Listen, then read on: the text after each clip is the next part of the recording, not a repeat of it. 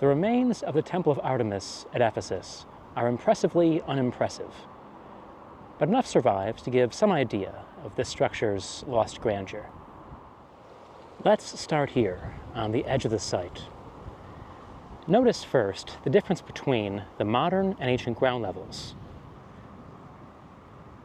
Before Wood started digging here in the 19th century, everything that remained of the temple was covered beneath up to 30 feet of mud and debris. There are plenty of fragments of the temple still strewn about, as you can see, but most of it was recycled in late antiquity into everything from churches to good old-fashioned lime. Let's scurry downhill and take a closer look.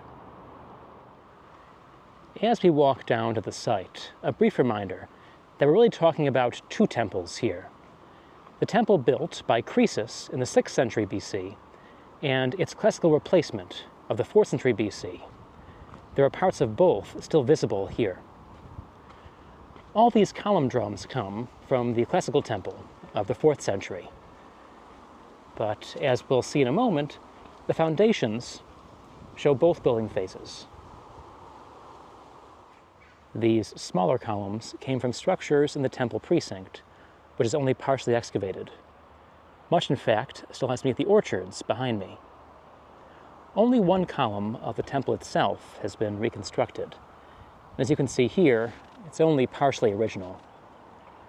It's also only partially the height of what it would have been. This is about 45 feet tall. The columns of the classical temple were about 60. This was put up in a brave attempt to evoke the temple's grandeur in the 1970s. It succeeds, but only partially. All around it are many more fragments, often very fragmentary indeed, of the temple's decoration. The classical temple was raised on a high podium to protect it from the floodwaters of the Caister River. That podium was made primarily of marble, which was gleefully plundered in later centuries.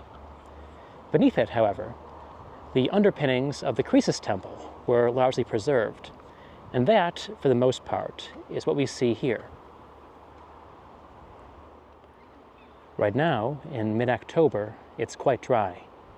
In winter and spring, much of this area is underwater. We see here the stacked blocks of stone that made up the base of Croesus's temple.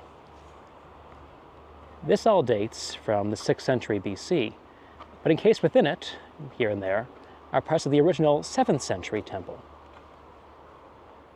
When archaeologists examined the foundations of the Archaic temple, they found that they were settling badly. One reason it's believed that the 356 BC burning of the Croesus temple may not have been an accident. The altar of the Archaic temple was, as usual, immediately in front of the steps. Large parts were preserved, encased in the podium of the classical temple. Let's take a closer look.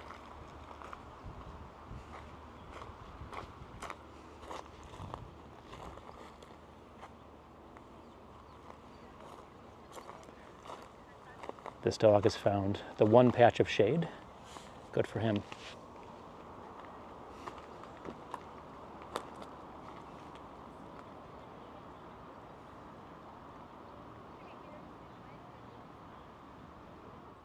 From the archaic foundations, we turn to the remains of the late classical altar building, which was the size of a temple in its own right. And unfortunately, not much survives. Just these marble blocks scattered about a swamp. I'll pan around to give a sense of the scale of this structure and of how much work remains to be done here at the site of the Artemision.